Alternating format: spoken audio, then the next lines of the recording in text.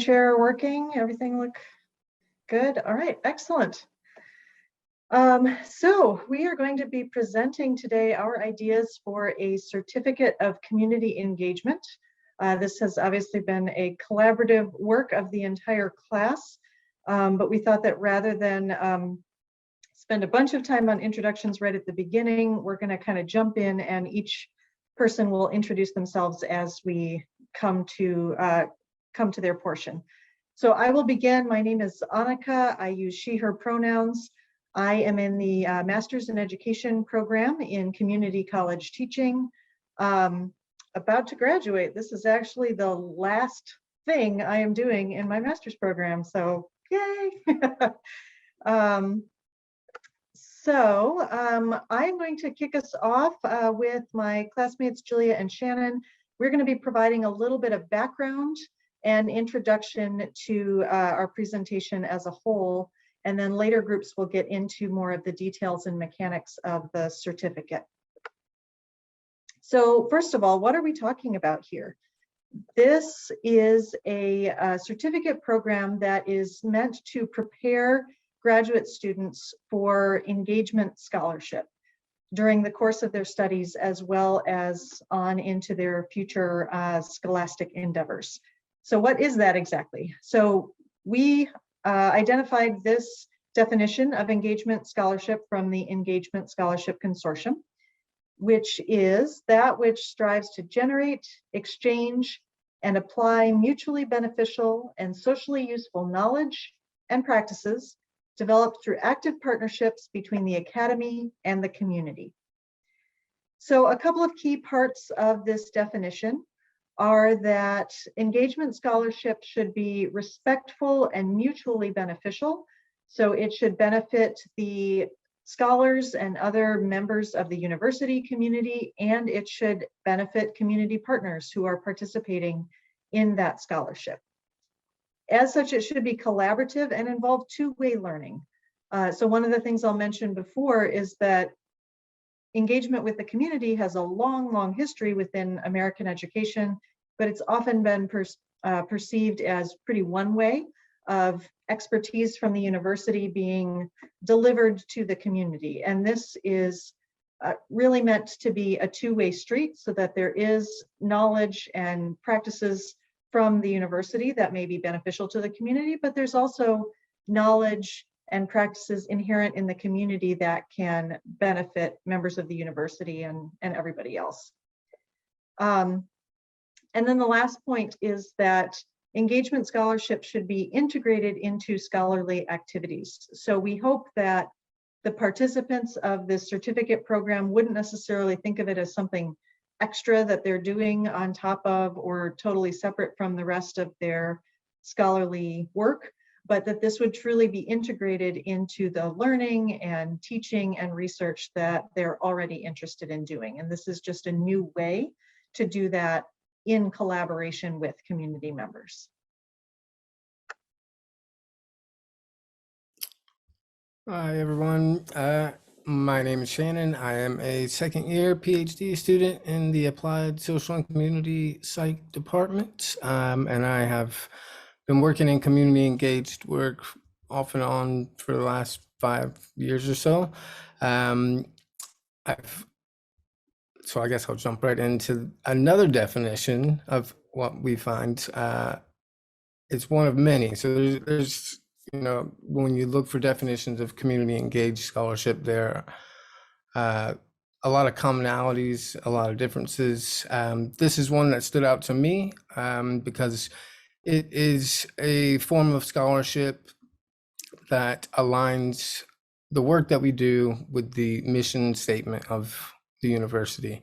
So Michigan State's Office of Outreach and Engagement posed this definition, and it has lots of some of the elements that were just talked about, but I think the key difference here is aligning that mission statement of the university with the work that we do. And that includes focusing the partnerships and the resources of the university into the communities that we work with. again, integrating that knowledge and practice, in this case, across disciplines. A lot of times we find community work is very departmental, and so this certification program is designed to bring in other disciplines across the university. And so NC State does have a mission and mottos that are broadly connected to community engaged scholarship. I think the motto of Think and Do is a very shortened version that you could apply to community engaged scholarship. And the mission statement of the university includes engagement with private partners, public partners, and problem solving that transforms lives and leadership for social, economic, and technological development across North Carolina and around the world. So that's why I say broadly, it is a very broad statement. And so for the next slide, I don't know who's controlling the slides. So universities with purpose. So North Carolina State has acknowledged community engagement in several ways. From my experience as a student and as someone who has trained and taught service learning courses, there seems to be a top-down approach where NC State is focused on faculty development, promoting and defining areas of community engagement, from the faculty level, which will come down to the students. We can find the Office of Outreach highlights a lot of the service learning courses that are offered at NC State. And there are awards like the Opalman Green Award and the Governor James Holzhauser Jr. Award, which are generally awarded to faculty or members that are kind of able to coordinate students to do this type of work. And so with that top-down approach, if you want to go to the next slide.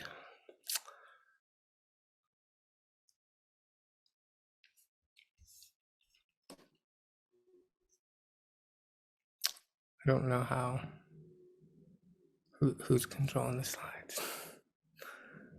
So yeah, go ahead. We're on the next slide. Yeah. So the mission of the certification program is to provide students with opportunities to practice community engaged scholarship and have that work guided by some interdisciplinary principles, justice, respect, mutual benefit, to name a few. And also by taking this initiative, I think graduate students can take a bottom-up approach to meet where NC State is currently. So in my experience and a lot of those that I work with, you can take service learning courses, but in order to get the full scope of community work and how complex it is, we think that there needs to be a certification program that kind of allows students to learn and come up and meet where the faculty is, so that all of the onus is not on the faculty, and it's not all on one experience in any particular service learning course.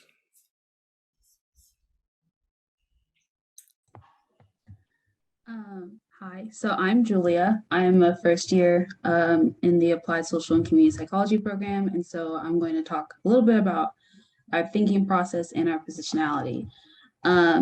So COVID-19, the COVID-19 pandemic exposed a lot of systemic issues and health inequalities that have continuously affected underserved communities. And coming out of this dual pandemic of COVID-19 and social injustice, we've witnessed countless examples of scholars and community members and leaders and professionals of their respective fields demonstrating community engagement and activism. And so at NCSU, this class for a lot of us was our first introduction to community engagement and community psychology and just in general. And so this class is a collective of interdisciplinary academic scholars and students and aspiring activists or currently activists with diverse perspectives who are eager to enter a collaborative experience to further our skills and bring community engagement to our campus or to universities in general.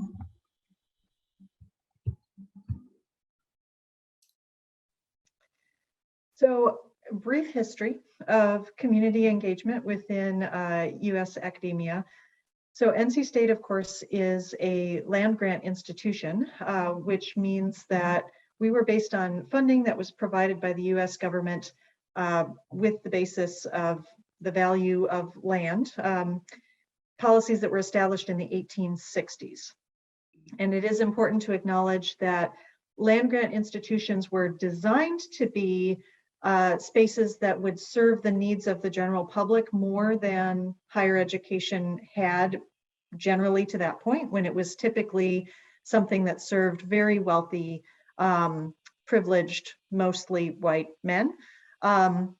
At the same time, it's also important to acknowledge the limitations of land grants, particularly the fact that the funding mechanisms were based on resources that were stolen and appropriated from indigenous nations and communities.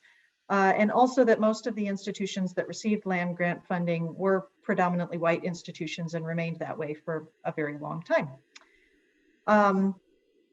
Based on that policy, though, NC State was founded in the 1880s. And then some continuing development beyond that. In the 1890s, there was additional land grant policy that did provide for institutions serving African Americans. And in the South, those were mostly segregated institutions now known as HBCUs. In the 1910s, one important aspect of community engagement was that national cooperative extension programs were formed. Many colleges and universities had some form of extension beyond that, but this was the first time that it was really broadened at a national scale. And the idea there was, again, kind of that one-way transmission of knowledge from the universities into the community, particularly around agriculture and supporting farmers and agricultural communities.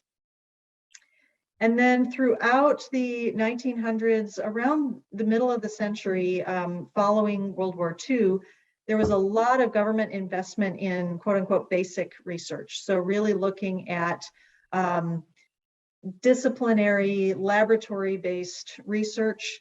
The National Science Foundation was founded during that time. NIH was expanded greatly. So there was a lot of money and attention going toward this type of research, and a lot of institutions responded to that and really kind of turned inward. So faculty priorities, institutional priorities, the tenure process, et cetera, was a lot based on this kinds of research, and the community engagement seemed to decline. That went on for quite some time, but by the 80s and 90s, particularly in the 90s, there started to be much more of a response to that, and a lot of people began calling for colleges and universities to renew their engagement with communities. Particular important landmark with that was a Kellogg Commission report in 1999, which got a lot of attention and continues to be well cited, encouraging land grant institutions in particular to renew their focus on community engagement. Another important thing to note from that decade is that finally, almost, well, more than 100 years after the land grant concept was initially established, there was funding provided for tribal colleges serving indigenous nations. And then one other kind of key landmark to be aware of is that in the mid-2000s, the Carnegie Community Foundation started a community engagement classification program, and NC State was among the first institutions in the country to receive that classification, demonstrating the institutional commitment to community engagement.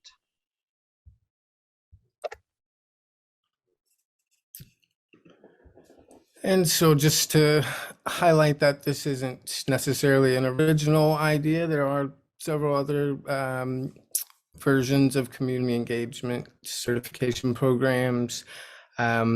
I've noted two here. One is the Duke Nicholas School of Environment program, which focuses on community engagement work to plan, evaluate, and monitor local environmental projects. So again, this is one of those departmental type programs. And then NeighborWorks, which is actually a non-academic professional development certification, which is something we can talk about towards the end, maybe during the future discussions of who can benefit from a certification like this. I think across the board, people from different areas of work and life and different levels of education can benefit. The NeighborWorks professional development program puts a lot of emphasis on grassroots campaigning, political and otherwise, taking economic approaches and trying to solve those issues. And it is also has coursework similar to other programs, but there's a lot more emphasis on applied practice, case studies, and on-site collaboration within the community. And so these are some aspects of other programs that we've pulled from when we were working on this project. Michigan State's project, there were several other similar certification programs, but they all pull from different things, and we kind of tried to pull as much of it together as we could based on what we've learned this semester. Okay. First, I just want to say I apologize if like fire alarms go off randomly. For some reason, there's a lot of false alarms happening in my apartment right now. So hopefully I can get through these slides really quickly if it doesn't happen. So professional development. For this certificate, we want to give students practical skills to ensure high quality scholarship, protect community members, maintain and grow partnerships, and build ongoing networks of support and advocacy. And so for the certificate, we have these 8 learning outcomes / objectives that will be talked about a little bit more as we go through this presentation. But just to give an overview, we want to build engaged scholarship and research skills, implement ethics and community engaged work, build or bring a more community engaged scholarship perspective into this institution, and also build community engagement skills such as collaboration and communication, understand and implement appropriate methodological choices in community engaged work, and build and practice interpersonal skills and work cross-culturally, and also implement evidence-based practices in community settings, as well as build like writing skills, such as like with publications and grants to fund community engaged scholarship programs. Okay, and so for the proposal structure, it's a 3-part program that starts with seminars on like core engagement competencies, mentored community engagement experience, and an engagement portfolio. And then future directions will speak more about further development of this structure and other things that we would like to do, but we just didn't have time to really think about it for this particular presentation. The core engagement competencies. Mm-hmm. All right, so Jordan and I had the core engagement competencies. My name is Emily Harry. My pronouns are they, them, and she, her, and I'm a third year PhD student in the Lifespan Development Program.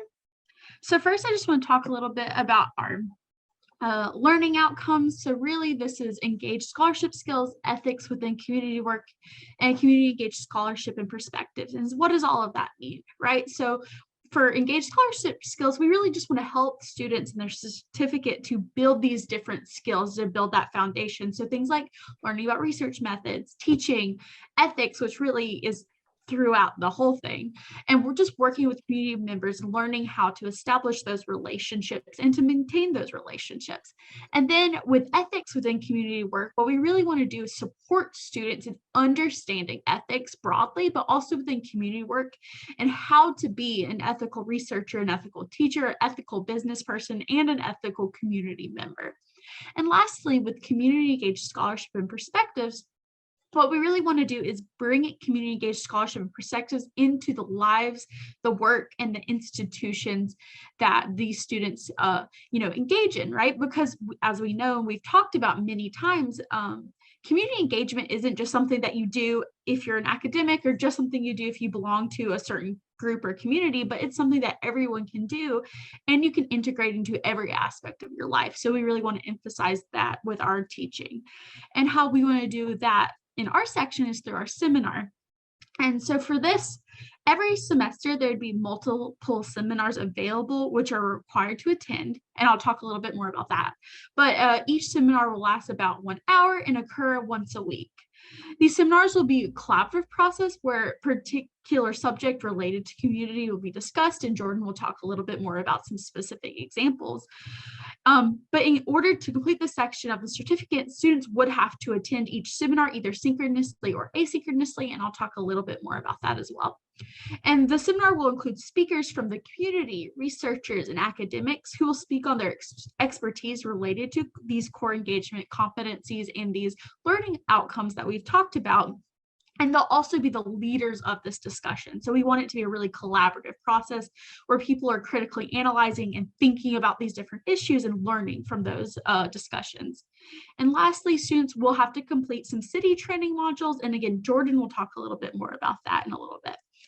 All right, so just for practicality, let's talk about setup options. So to make the seminar as accessible as possible, we do want to have a hybrid where people can attend either online or in person, and also they have the option to be synchronous or asynchronous. So for the asynchronous option, that would be for people who are unable to attend the seminar synchronously or maybe just don't feel comfortable doing so.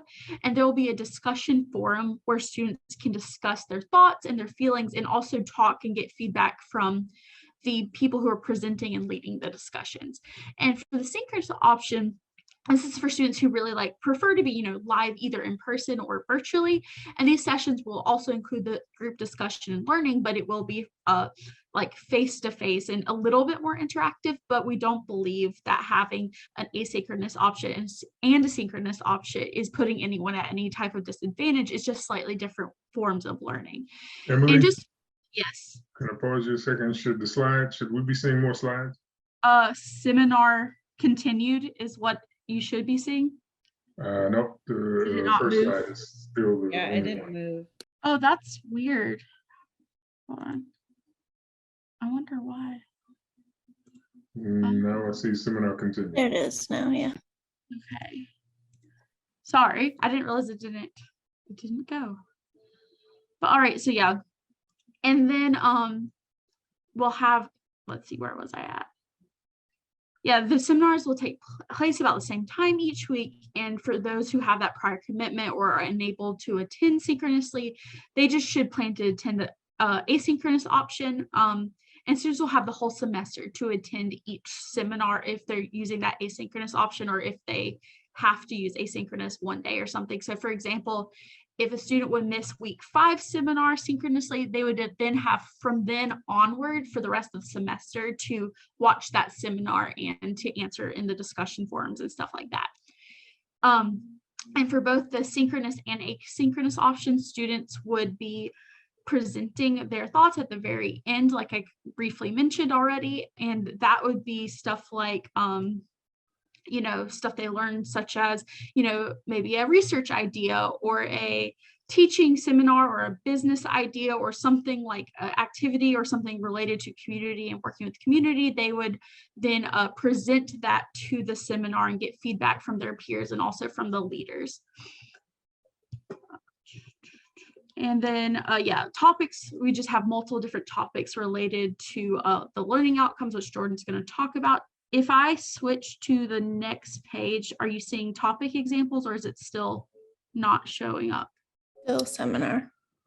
I Here we don't go. know why Yep. it's, Oh, it showed now. Yeah, okay, it's that's good. weird. Okay, Okay. now Jordan, go ahead. Sorry. No, you're fine. Hi, I'm Jordan. I'm a first year in the Applied Social and Community Psych PhD program. And yeah, so I'm going to talk a little bit about some seminar topics. And basically, these topics are based off of the learning objectives that we had for this section. And these are just examples of some topics. Obviously, there will be more as there's a seminar every week, but we just want it to be brief. So some of the topic examples that we thought of, and also these are based on some other certificate programs that we mentioned in the introduction. So we have basics of community engaged scholarship, which is just obviously an introduction to community engaged scholarship, the various types of community engaged scholarship. So going into details about how the different types of community engaged scholarship and how they're similar and different. Ideas about starting and maintaining community partnerships, which is something that we've talked a lot in this class, is kind of hard to do. So getting information on how to initiate these relationships from people who have established relationships and how to basically grow these relationships and keep them established. And then techniques for community collaboration, which are just tips and suggestions on how to collaborate with community partners. Okay, next slide. So as Emily mentioned, part of this process, students would also be required to complete city training. So some of you might know what city training is, but some of you might not. So city is an online platform. So it stands for Collaborative Institutional Training Initiative. And it provides training on various topics for researchers. So although not everyone is participating, whoever is participating in a certificate, Jesus, sorry, they might not be working with participants and conducting research, but they are working with people in the community in some capacity. So we want them to be trained efficiently to do so. So City offers insight and training for work with community members and topics such as ethics. So prior to starting the mentored community engagement experience, which will be covered by Sydney and Anitra after this section, they must complete the following city courses, which are also required through the university for research. So this is just a list of the required ones. So there's the Group 2 Social Behavioral Educational Researcher, which I think most of us have completed. But if you did not know, and also which we want people to be required to take for the certificate, there is a community engaged research module within that you can sign up for. It's free and that would be required. And also I'm sure people in this class would like to take that. So there you go. And then conflicts of interest course and a responsible conduct of research course. And then finally, for our section, we have some additional learning opportunities. So the seminar is one way that people can engage with community work, but we know that some people want to dive in earlier and do a lot more. So we just have some suggestions for other ways that students can choose to engage with communities and community work. So none of this is required for the certification process or the certificate, but just in case anyone wants to do any of them, we have some examples. So we have volunteering within the community with certain groups. We have on the actual document, we have details more about examples such as like the LGBT Center of Raleigh, attending community events or meetings, city council meetings would be a good example of that, attend workshops and conferences, which a lot of us have done before and are interested in doing. If you want to attend the ECO conference, it just passed that Dr. Brookins talked about, but that's a good example. And then attend classes which focus on community engagement in specific communities. So a lot of people have a specific community that they have in mind when they want to work within a community. So we feel it's important that people learn about that community and detail in various ways. So on the document, the final document, there's a appendix that is cited of a list of classes that people could take within the university, and also with our partners at Chapel Hill and Duke, there's some options there. So for the classes, I just listed some. So community related classes in general, we have the class we're in right now. And then there's some classes in like education and I think sociology. And then there's area specific classes. So I gave an example of like a psychology class, anthropology class, and a sociology class of just specific community examples. But yeah, that is our section. So my name's Sydney. Okay, she says she's calling in. I'll go ahead and get started, but Anitra and I worked on the mentor community engagement experience. We're both first years in the Applied Social and Community program here at State, and my pronouns are she, her.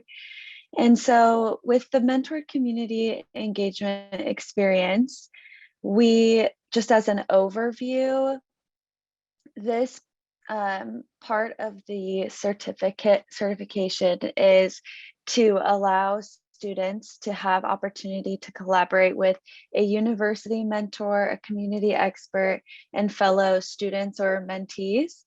And these partnerships will be an interdisciplinary experience. They'll vary based on each person's discipline, personal interests, and strengths. And also their collaboration with community partners will look different, whether it's a setting in K through 12 school district, nonprofit organization, health system, faith-based organization, local government agency, or business.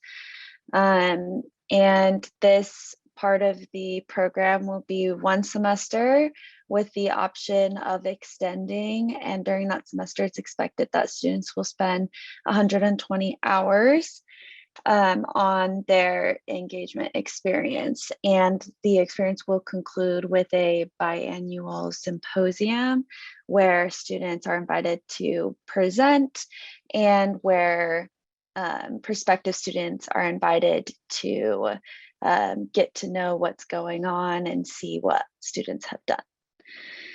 So in the next slide, just a review of the learning objectives that will be touched on with this part of the certificate are to build community engagement skills, understand and implement appropriate methodological choices and community engaged work guided by a university mentor, build and practice interpersonal skills while working cross-culturally, and implement evidence-based practices in real-world community settings.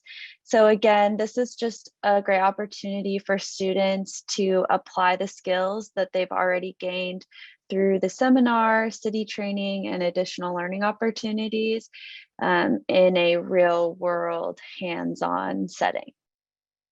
And then lastly, just with the background, we are aligning with North Carolina's mission and vision of laying the foundation for community and collaboration through university partnerships and creating opportunities for transformative impact on society and advancing the greater good. So down more into the logistics of things, on the next slide, you can see we have 4 ways that students can get involved in with their community engagement experience. And so those can fall under 4 categories. And the first one we have here is community engaged research and creative activities. Examples of this would be a community-based participatory research, program evaluations, or collaboratively created, produced, or performed film. We also have community engaged teaching and learning, which could be creation of materials to enhance public understanding, educational enrichment programs for the public and alumni, or pre-college programs for youth in K through 12. We have community engaged service and practice, which could be involvement in policy analysis or consulting. And then lastly, community engaged commercialized activities, which could look like involvement in social entrepreneurship, patents, new business ventures, or startups. And so the idea here is that students have the opportunity to get involved in experiences that utilize their strengths and also what they are interested in. So with the mentorship, we have the idea is that students will have the opportunity to be mentored by both their university mentor and the community expert. And students will spend approximately 2 hours a month engaged in a mentorship meeting with their university mentor, community expert, and members of their community scholar network, which would be the fellow mentees or students. And these hours are factored into the total 120 hours expected for the semester. University mentors will be recruited yearly through avenues such as the University Listserv, NC State Community Engaged Faculty Fellows, and the NC State Office of Outreach and Engagement. And the idea is that mentors will have continued involvement with the student as they are involved in their community engaged experience. They will also provide opportunities for students with pre-established community partnerships, if applicable, and they will also be expected to be city certified. And then FYI, Sydney, Anitra is back in now. Perfect. So, Thank you. Can you hear me? Yes. Yes. Yes. Just let me know whenever you want me to take over. Awesome. Okay, I'm just going over the mentorship right now, and then I'll pass it on. Okay. With our community expert, this is a way that we feel will be important to have the community involved. And so a community expert will serve as an advisor from the community partner site to ensure that the collaboration is helpful for the community and group that the student and university partner are collaborating with. And then lastly, for the mentorship on the next slide, you can see that we will have a process of matching students with their mentor. And so prospective students will be invited to the biannual symposium that will be held at the end of the semester. And so they'll be invited prior to the semester that they would like to be involved in their mentored community engagement experience. And they will be able to attend the symposium sort of as an open house where they can meet mentors, community partners, and get an idea of what's happening and what has happened with those mentors. And following the symposium, students and mentors will rank their preferred mentor and mentee, and students will be asked to give a brief explanation of their fit and interest with their preferred mentor. And then mentors and students will then be matched based on ranking and application. And so I'm just going to pass it over to Anitra, who's going to explain a little bit more about what this symposium will look like. Hello, everyone. Sorry for the technical difficulties. I am Anitra Alexander, a first-year doctoral student in the SoCo area within the psychology department. So I'm going to talk a bit about the Community Engaged Scholar Symposium. The symposium is designed as an opportunity for recruitment of prospective students, for networking, for interdisciplinary collaboration amongst scholars, and a showcase for current students to share their critical reflections of the certificate of engagement, community engagement experience overall. So students within the Community Scholar Network, which Sydney mentioned earlier, prospective students and mentors, the university mentors and the community experts will be invited to the symposium that will be held biannually. It's going to be offered once during the fall semester and once during the spring semester, and there will also be in-person and virtual options available. And you can go to the next one. So students interested in learning more about the certificate will have the opportunity to observe the portfolio showcase in an open house small group experience. So this will allow the prospective students to ask the current students questions. They'll get to learn from the community experts about their organizations and what they do. They'll get to network with potential mentors in preparation for the mentored community engagement experience that will be coming up. And they'll also be able to receive resources for the future opportunities with community engagement for the upcoming semester. So those mentors that Sydney mentioned who already have those connections with community members, they can provide a list of resources of what will be upcoming. So the symposium processes, the invitations, and all the marketing will be supported by 2 graduate student representatives. And these are going to be students who are previous recipients of the certificate and also active members in the Community Scholar Network. So they're still helping to support mentors and they're still doing community engaged scholarships themselves. Students working to obtain the certificate, so the current students will illustrate the skills learned throughout the certificate and also share evidence-based practices that they used at the community sites after the completion of the actual mentor community engagement experience. So all of their learned and applied knowledge will be illustrated in the form of a portfolio, and this will be completed as they progress through the certificate. And then at the end, students will be awarded the actual certificate with the completion of the core engagement competency seminar, the mentored engagement experience, and the showcase of their portfolio. And I'm going to pass it to, well, we're going to pause, but in a second, after we pause, after the assessment, Jeff and Whitney are going to go into more detail about what the portfolio is going to look like. So my name is Jeff. I'm a second year in the Applied Social and Community Psychology program. My pronouns are he, him, his. Whitney and I are going to be talking about the engagement portfolio. So, okay. So just a brief overview of the engagement portfolio. So the engagement portfolio is designed to have students synthesize their learning about community engaged scholarship based on their experiences throughout the program. So the idea is that they will reflect and write about their experiences in their seminars, the conferences, and their mentoring engagement experience. And this is going to take place, well, there's 2 parts to this. So there's a reflections part, and then there's a final projects part.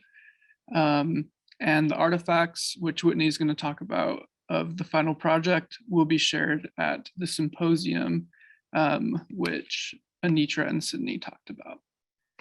So jumping into the reflections.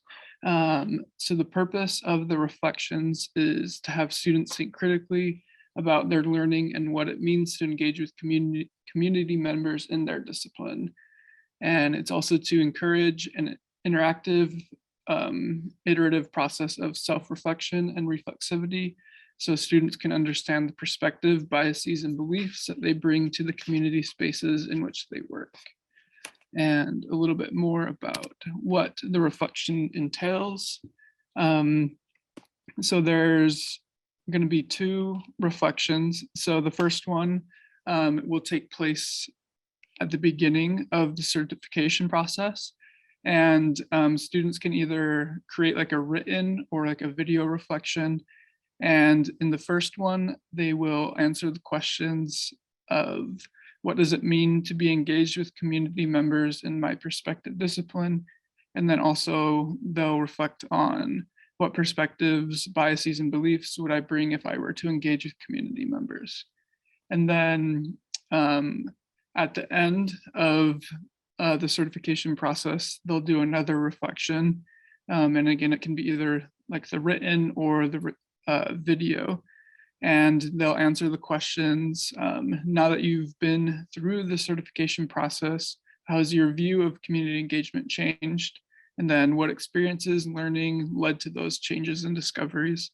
And then they'll also talk again about how did the perspectives, biases, and beliefs I brought to my mentoring engagement experience affect my interaction with community members? And then what changes did I make to circumvent or challenge those perspective, biases, and beliefs? And then finally, how did those changes affect my relationship with the community?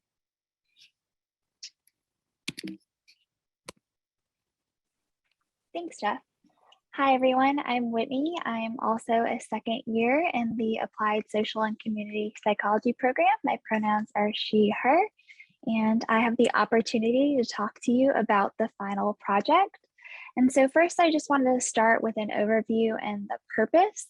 So it's really designed to showcase students' learning throughout the whole certification process, because as you've seen, they will have attended seminars and workshops and had their mentoring engagement experience as well.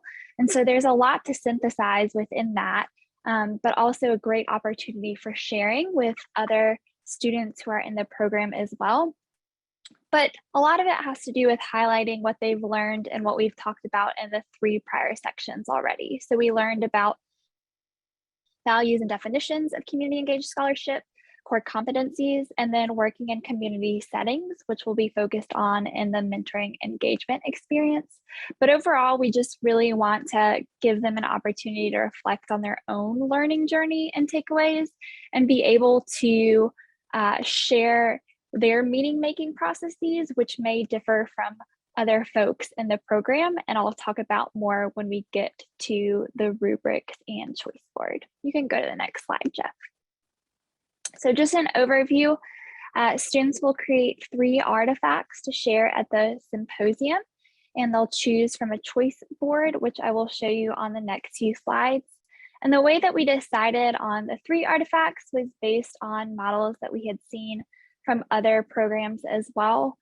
But when we were thinking about it, we really wanted to make sure that these choices and artifacts reflected what they had learned throughout the entire program and included the 8 learning objectives or outcomes that we outlined in our introduction and that you've seen throughout each section as well. So when we're looking at what we want them to showcase in their learning, we're looking for engaged scholarship skills, community engagement skills, methodological choices, or evidence-based practices, ethics, interpersonal skills, and working cross-culturally, publications, grants, or dissemination in whatever form they choose, and then bringing a community engaged scholarship perspective to the institution. And again, it's one of those things that we're trying to highlight. We realize, not everyone is engaging in research. And so finding mediums and ways that they can still showcase these core learning outcomes is something that we really strive to do when putting this together. So if you can go ahead and go to the next slide. So on the next 2 slides, I'm just going to show you a brief overview of the choice board. And it just kind of showcases different choices students will have in terms of the artifacts that they can present at the symposium, with the idea that students get to choose what's most meaningful to them and again share those meaning-making processes that matter most to them. So you'll see some of them are writing-based, but we also left some room and latitude for folks to present this information in other ways, whether that's artwork or a podcast or some other medium as well. And we also wanted to give an opportunity for student choice because we recognize, these choices right now kind of are based on our own backgrounds. And so it's something that I think will definitely evolve over time and that we'd like to integrate feedback at each symposium so we can kind of let it evolve and let it shift over time, staying true to community engaged practices. So if you can go ahead and head to the next slide. And so this is just an additional slide that includes more of the choices. But one of the things that we really wanted to highlight was allowing folks to maybe get experience writing a grant or creating some sort of proposal or teaching, which they talked about with the mentoring engagement experience. And so really taking the time and opportunity to think and reflect on, okay, what have I learned over the course of the certificate in the symposiums, in the workshops, in the mentoring engagement experience? And what do I want to share with others that has been beneficial to me? You can go ahead and go to the last one. And so then the other thing that I wanted to showcase before we move on to our future directions is just some example criteria from the rubric, which just is designed to help build transparency on how we're going to assess their learning. And it's based off of the 8 learning outcomes that we have outlined. So I just showed you 2 here because they all have a similar design. And so you can see each section has a proficient, a meets, and a developing section. And it really just shows students, okay, here are the things that we want you to gain in terms of skills for each of these learning outcomes. And here's how you can show this to us in the artifacts or show the community members as well. And so a lot of it is not only content, but also application. So yes, it's important that they know the terms and the definitions, but it's equally important that they understand the practical applications of this and how this fits into community engaged work and how they saw it manifest throughout their mentoring engagement experience. And with that, I think we are moving on to future directions, but we can stop and would love thoughts, feedback, ideas. So for the future directions, I think the proposal itself is pretty comprehensive as far as like outlining what is to be completed and some of the expectations. And so a lot of the future directions I drew from things I learned in this course, my experience, a lot of comments and conversations with classmates, and they are mainly revolving around sustainability. And so you may hear some of the topics that we've discussed, but they are very important to the future of this certification. So the first thing that I wanted to talk about is a shift in approach. And so we've had several readings, and we've learned a lot this semester about community work and how it has been viewed in the past and present. And so I think one key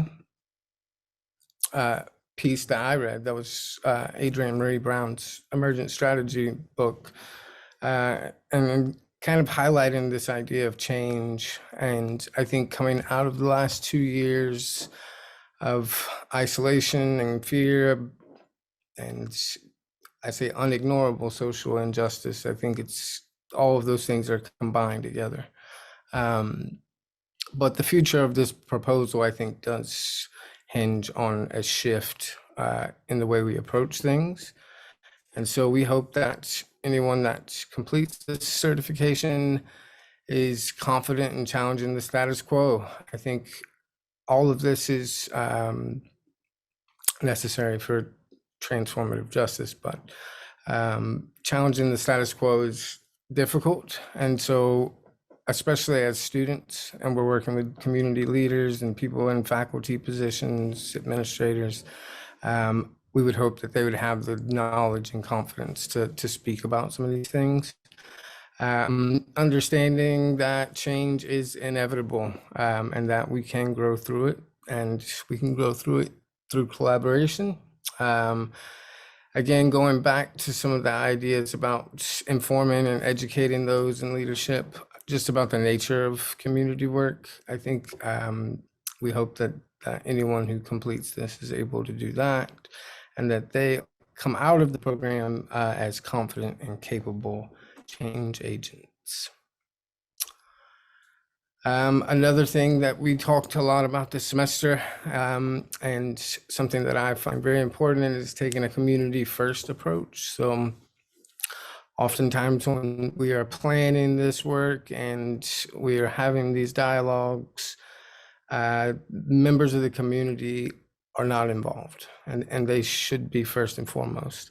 And so I think for any future success, as we collaborate, plan, and implement any of this work, we will need to have transparency and accountability between members of the community, any of the graduate students or researchers, faculty administrators, community and political leaders, if that's a local option, and then grant funders. So trying to create an atmosphere where there's clear and transparent communication about everything that we've learned through this process, and being able to kind of put that on the table and hear it and have it heard by those in the community. We have heard a lot of conversation about this during our Q&As today about research, funding, and support. And so I know this is an ongoing conversation, and it has been for many years. But it is my belief, and I would hope everyone's belief here today, that financial considerations should not prevent people from doing community engaged scholarship. And so funding is complicated, and it's, you know, something that we could go into great depth about, but specifically when it comes to grant funding and expectations, a shift I think is needed in partly in communication, right? So what are the goals and expectations? There's this idea that community psychology, as Dr. Brookins has said, is messy. Others have said, as Eiler said, not robust enough. And I think this just comes from a clear misunderstanding of how complex the work is, not understanding, you know, I think trying to look at all psychology in through one lens is a shift we need to move away from. And through that grant funding, I think we could see different approaches in how we fund programs based on expectations. As far as students are concerned, so finding additional funding in addition to current stipend for students who can show that they're doing meaningful community engaged work. So this, again, conversation has been ongoing for some time. It's complex. And as much as the program we've proposed is designed to not be a lot of extra work, at the end of the day, it is going to be some extra work. And once it becomes applied work, it's really going to be a lot of work. So that being said, I don't think that funding necessarily always has to come in the form of cash payments or, you know, stipend. I think there can be cost alleviated through student fees, parking, housing.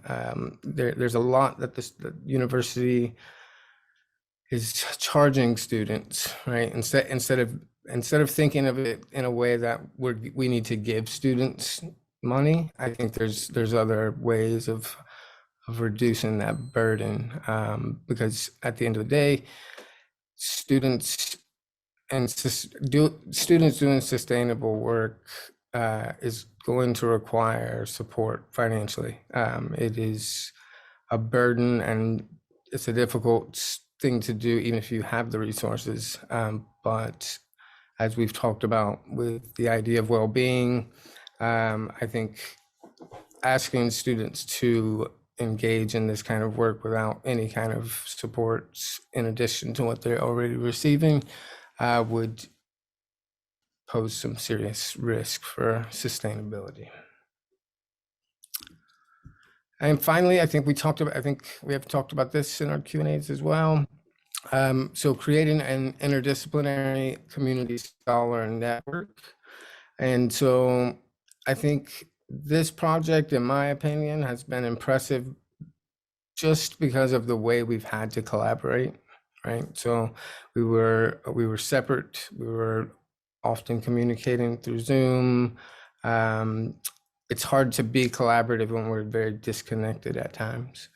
And so I think that having a network of students could provide a lot of different benefits. So it could provide this idea that, you know, we already talked about mentorship from a faculty perspective, but I think that a network of peers could also provide support and insight and innovation, especially from an interdisciplinary perspective.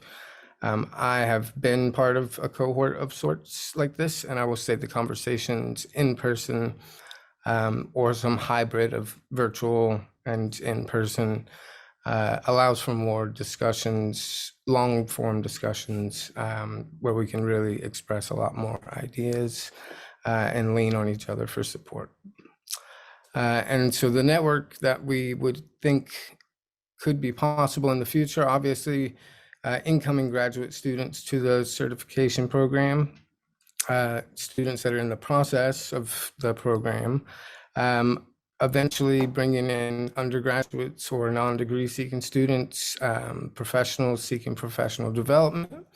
It would also give opportunities for peer mentoring, like Whitney had mentioned. I think this idea that we can take a little bit of the responsibility off of some of the faculty, and for those that have completed the certification or are doing the work, whether they're professionals or community members or students, allowing them to be kind of take on a mentorship role. And these, again, these should be student-led meetings. This is an opportunity for them to discuss their work and collaborate. I think interdisciplinary students are going to have a diverse set of perspectives, problems, solutions, et cetera. And I think that this would actually develop a sense of community and purpose for the students that are within the network, which I feel like kind of brings it all full circle, hopefully. But yeah, those were the main things that I think would be ideal for sustaining a program like this in the future. And thank you on behalf of everyone, I guess. We can all say thank you for listening. And yeah, I think taking some time, obviously, we've got a lot to think about with the written portion and this presentation, but any questions or discussion we can do now.